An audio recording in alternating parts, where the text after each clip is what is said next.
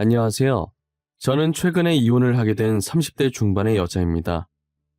저는 원래 결혼을 하지 않거나 만약에 하게 된다면 최대한 늦게 하려고 했어요. 제 나름대로 충분히 젊음을 즐기다가 뒤늦게 결혼을 해도 늦지 않다고 생각했거든요. 그리고 저희 아빠가 워낙 딸밖에 모르는 다정한 분이셔서 아빠 같은 사람이 아니라면 절대 만날 생각이 없었어요. 그런데 어디서부터 꼬인 것인지 한 남자를 만나게 되면서 저의 계획은 산산조각이 났어요. 주변 사람들은 그냥 똥 밟았다고 생각하라고 하지만 계속 그 일이 생각나고 너무 억울해서 아직도 잠을 제대로 못 자고 있습니다. 저의 이 억울한 마음을 이렇게라도 여러분들께 이야기해보고 싶습니다. 저희 집안은 부유하진 않지만 그렇다고 그렇게 가난하지도 않았어요. 할아버지께서 일하시면서 먹는 것과 입는 것을 아껴서 모은 돈과 아버지께서 주신 용돈을 모아 꽤나 큰 집을 사서 저희 아버지에게 유산으로 남겨주셨어요. 집만 본다면 저희 집이 잘 사는 집이구나 라고 오해할 만했죠. 하지만 그 집이 저희 집안이 가진 재산의 전부였어요. 아버지는 짠돌이 할아버지 밑에서 자라서 하고 싶은 것도 못하고 먹고 싶은 것도 못 먹다 보니 성인이 되어 돈을 벌 때 어차피 죽으면 못 가져갈 돈이니까 그냥 막 쓰자라는 신념이 있으셨어요. 하루 벌어 그날 바로 먹고 싶은 것, 하고 싶은 것 다 하고 사시는 멋진 분이셨죠. 그리고 어머니를 만나 행복한 가정을 꾸리는 게 아버지의 큰 꿈이었는데 원래부터 어머니 몸이 많이 약하셔서 저를 낳다가 세상을 떠나신 거예요. 아버지는 본인의 꿈을 짓밟고 태어난 제가 원망스러울 만도 한데 제 앞에선 한 번도 슬픈 내색을 하신 적이 없으세요. 가끔 새벽에 어머니 사진을 보면서 훌쩍거리시는 모습을 봤지만 저는 못 본 척 해드렸어요. 아버지께서는 저밖에 모르시고 제 말이라면 꿈뻑 죽는 그런 분이셨어요. 정말 다정하셔서 아버지 같은 사람이 아니라면 결혼할 마음이 전혀 없었습니다. 자기는 하고 싶은 건 못하고 살았었지만 저는 다 해보라고 하시면서 하루 세 끼 먹을 걸 한 끼만 드시고 제가 하고 싶다는 것을 꼭 해주시려고 하셨어요. 그리고 늘 저한테 자신의 신념을 말씀하시곤 하셨죠. 나중에 죽을 때 이것들 다 해보고 죽을 걸 후회하지 말고 버는 만큼 쓰고 싶은 곳에 쓰라고요. 그러려고 돈 버는 게 아니겠냐 하시는데 듣고 보면 다 맞는 말 같은 거예요. 그래서 저도 일을 하면서 월급을 받으면 바로 사고 싶었던 걸 사는 편이에요. 하지만 그게 제 인생을 꼬이게 만들지 아무도 몰랐을 거예요. 저는 사람 많은 곳을 좋아하지 않는 편이었는데 제일 친한 친구가 주최한 생일 파티라서 어쩔 수 없이 파티에 참석하게 되었어요. 파티를 얼마나 근사하게 하든지 노랫소리에 귀가 찢어지는 줄 알았어요. 대충 예의상 분위기에 맞춰주다가 친구가 잠시 자리를 떴을 때 샴페인 잔을 내려놓고 따분하다는 표정으로 휴대폰만 보고 있었어요. 그런데 어디서 자꾸 누군가가 계속 저를 쳐다보는 듯한 느낌이 들더라고요. 그래서 옆으로 고개를 돌렸는데 한 남자, 지금의 제 남편이 저를 쳐다보고 있었습니다. 저는 살짝 언짢은 표정으로 남편을 보다가 다시 시선을 폰으로 돌렸어요. 남편은 저랑 눈이 마주치자 슬쩍 제 옆으로 와서 말을 걸더라고요. 너무 이쁘세요.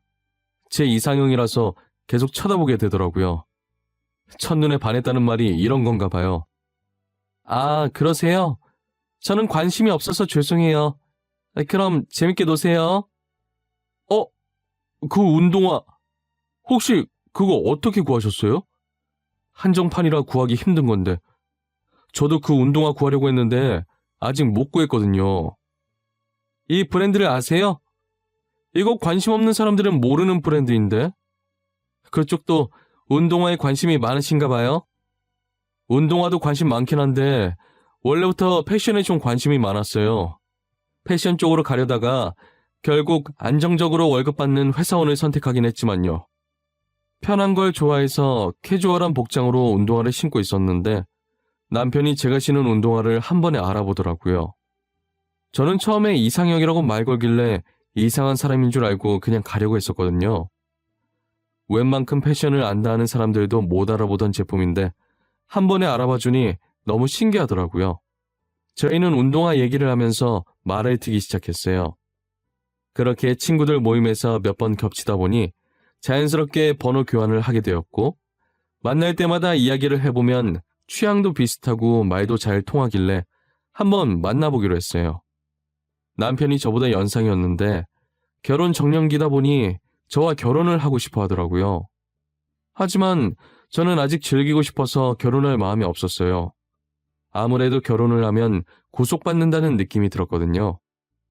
하지만 남편이 저한테 너무 잘해줘서 결혼해도 나쁘지 않을 것 같다는 생각이 들었어요. 평소에 아버지 같은 남자를 만나고 싶어 했는데 남편은 아버지 못지않게 다정한 사람이었거든요.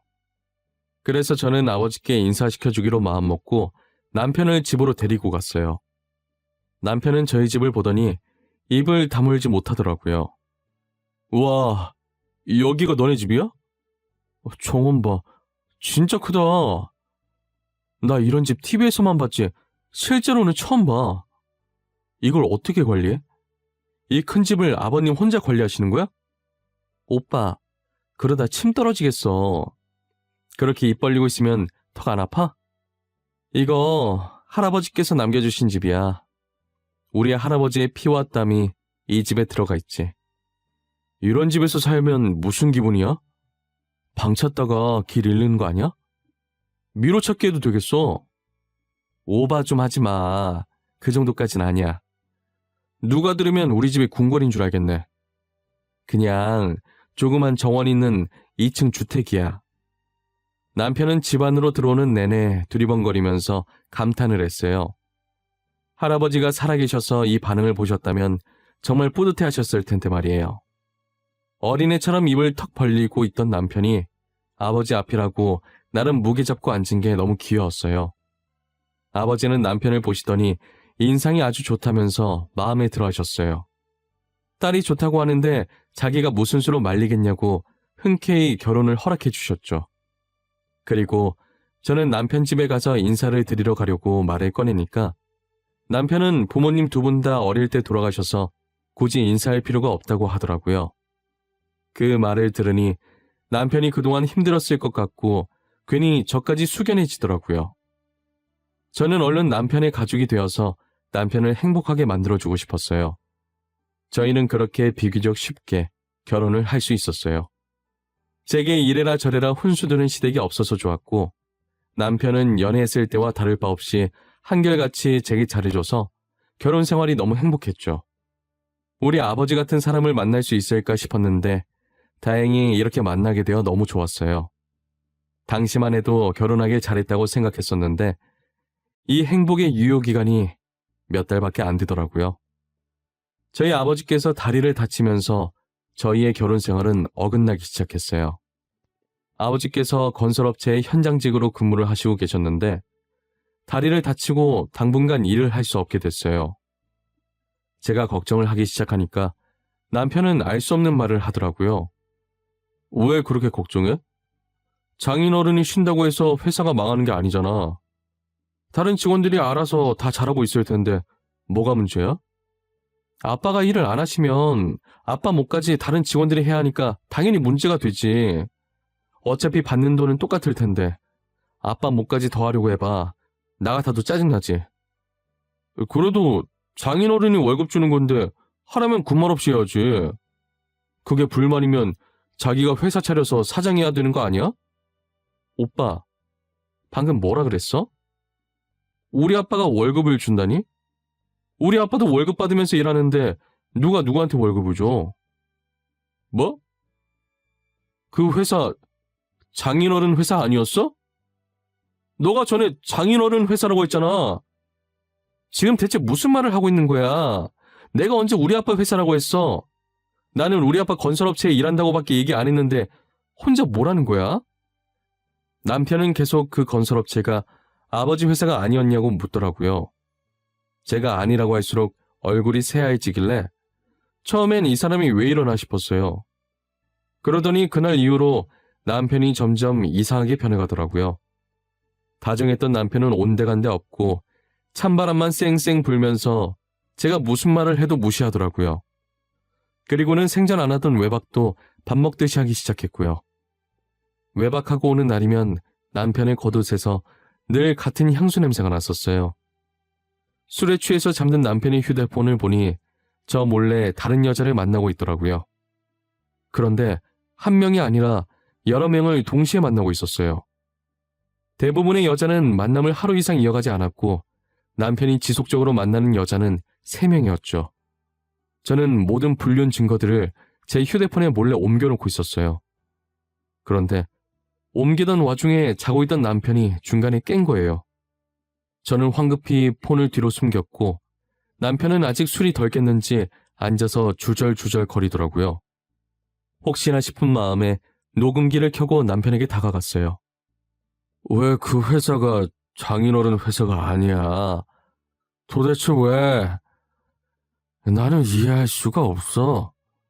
그렇게 큰 집에 살면서 말이야, 어? 어떻게 직업이 회장님이 아니라 막노동일 수가 있냐고. 오빠 뭐야? 내가 돈 많은 여잔 줄 알고 일부러 접근한 거야? 그런 거냐고. 대답을 해봐. 정말 그런 거야? 그래. 돈 많은 줄 알고 그랬다. 왜? 자기 처음 봤을 때도 명품 옷 입고 왔길래 돈 많은 줄 알았어. 그래서 자기 꼬셔서 내 팔찌 한번 펴보려고 그랬다. 왜? 그러면 안 돼? 그래서 이렇게 나 몰래 다른 여자 만나고 그랬던 거구나.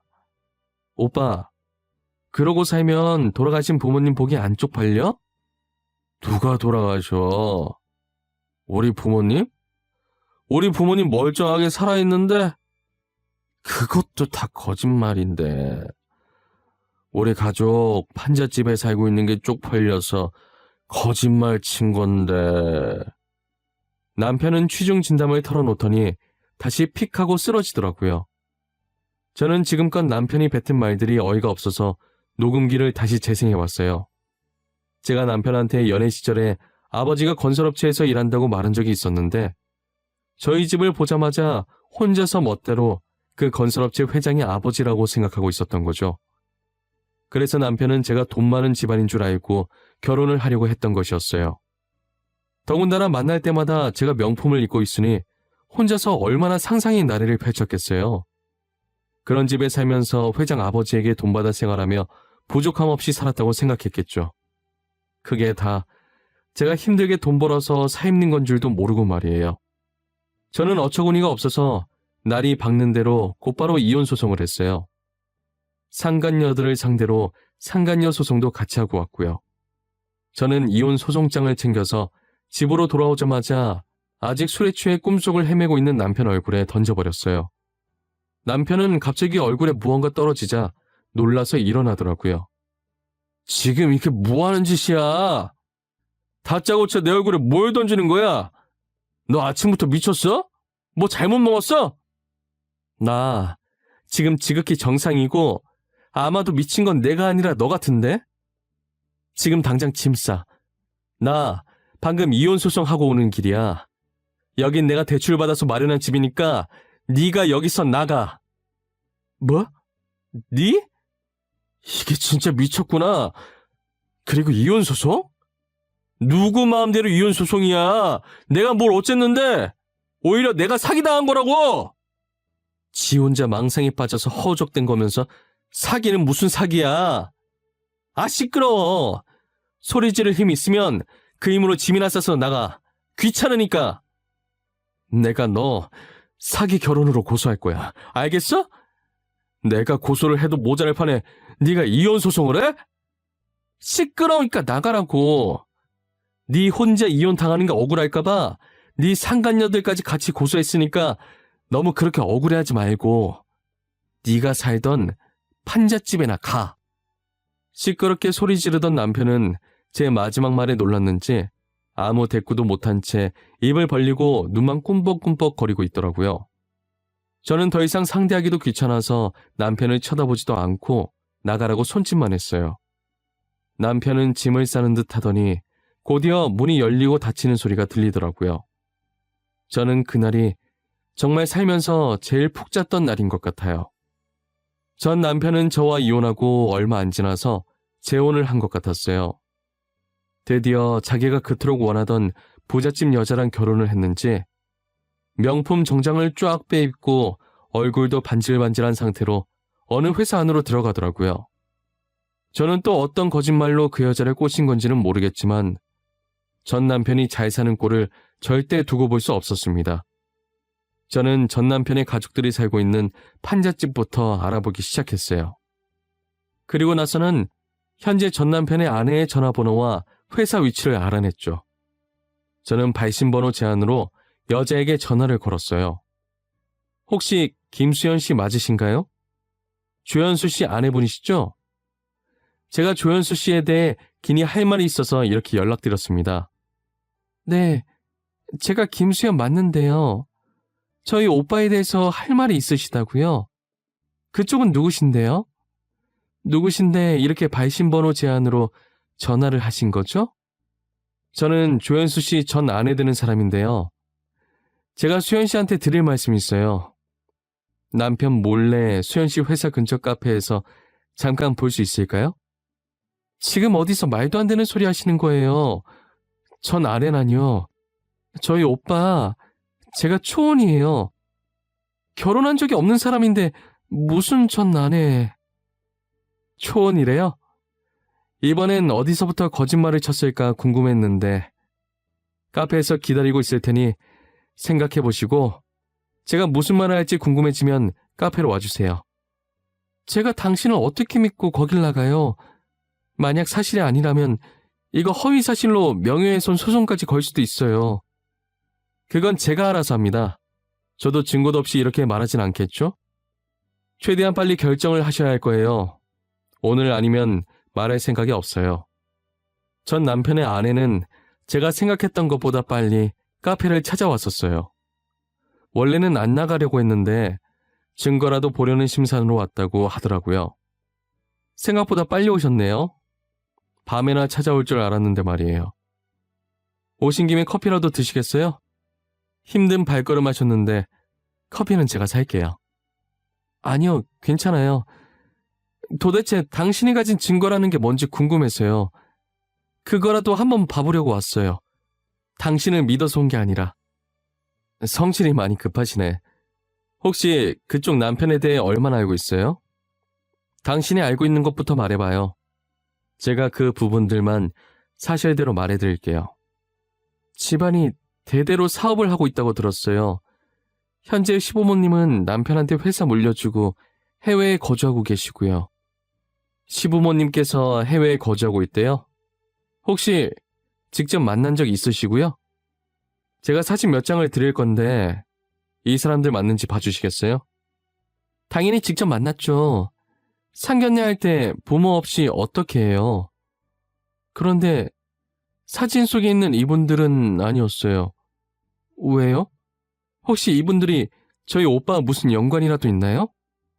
사진 속 사람들이 그쪽 진짜 시댁 식구들이에요. 그리고 저 판잣집이 그 남자 집이고요. 사업은 무슨, 그 사람 쥐뿔도 없어요. 저한테도 돈 보고 접근했던 사람이었거든요. 거짓말 치지 마세요. 저랑 처음 봤을 때도 명품 입고 나왔던 사람이에요. 이런 집에 살면서 그런 옷을 어떻게 구했겠어요? 혹시 지금 제가 보여드리는 사진 속 옷이었나요? 그거 제가 그 사람한테 사줬었던 옷이에요. 그리고 못 믿으시겠으면 집 사진 뒤에 적힌 주소로 한번 찾아가 보세요. 진짜인지 아닌지. 저는 제 할 말을 끝마치고 멍하게 있는 여자를 뒤로하고 집으로 돌아왔어요. 집에 돌아오자마자 침대에 누우니 마음이 후련하지 못하고 약간 허한 느낌이 들더라고요. 그렇다고 후회된 건 아니었고 더 화끈하게 복수해 줄 걸이라는 생각이 들었어요. 천장만 멍하게 보다가 휴대폰 알림 소리에 손만 뻗어서 폰을 들었더니 전 남편 아내에게 제가 오늘 했던 말이 다 맞았었다고 문자가 하나 왔더라고요. 이혼 소송할 건데 오늘 말했던 거 말고 더 가지고 있는 증거들이 있으면 다 줄 수 있냐고 하면서요. 저는 가지고 있던 증거들을 다 넘기겠다고 했습니다. 전 남편은 결국 사기 결혼으로 이혼을 당했고 빈털터리로 쫓겨나게 되었어요. 돈 타령 해대더니 제게 줄 위자료와 지금 아내한테 줄 위자료까지 더해져서 꼴이 많이 아니었죠. 가끔 제게 찾아와서 미안하다고, 자신이 그땐 미쳤었다고 다시 받아달라고 빌더라고요. 그렇게 빈다고 해서 저는 전 남편을 받아줄 마음이 전혀 없었어요. 평생을 함께할 반쪽을 만나 행복해지려고 한 결혼이 이렇게 진흙탕 싸움이 될 줄은 꿈에도 몰랐어요. 저희 아버지는 이런 것도 다 경험이라면서 인생의 교훈을 하나 얻었다고 생각하라고 하시는데, 저도 아버지 말씀처럼 좋게 생각해 보려고 했지만 당시엔 도저히 좋게 생각할 수가 없었어요. 시간이 약이라더니 그래도 어느 정도 지나고 나니까 아무렇지 않게 얘기할 수 있게 되더라고요. 저는 이제 진짜 행복이 무엇인지 찾아보려고 노력하며 살고 있어요. 행복이라는 게 거창한 건 줄 알았는데 생각보다 별거 없더라고요. 먹고 싶은 건 먹고 하고 싶은 것 하고 사랑하는 아버지와 추억을 쌓는 게 진정한 행복이더라고요. 그동안 제게 티를 안 내서 그렇지 아버지께서도 무척 속상해하셨을 거예요. 저는 아직 재우는 생각도 없고 이렇게 평생 아버지와 둘이서 행복하게 살고 싶습니다. 제 이야기는 여기까지입니다. 지금까지 제 이야기 들어주셔서 너무 감사합니다. 여러분들도 저처럼 지금부터라도 소중한 사람과 행복한 추억 많이 쌓으시길 바랄게요.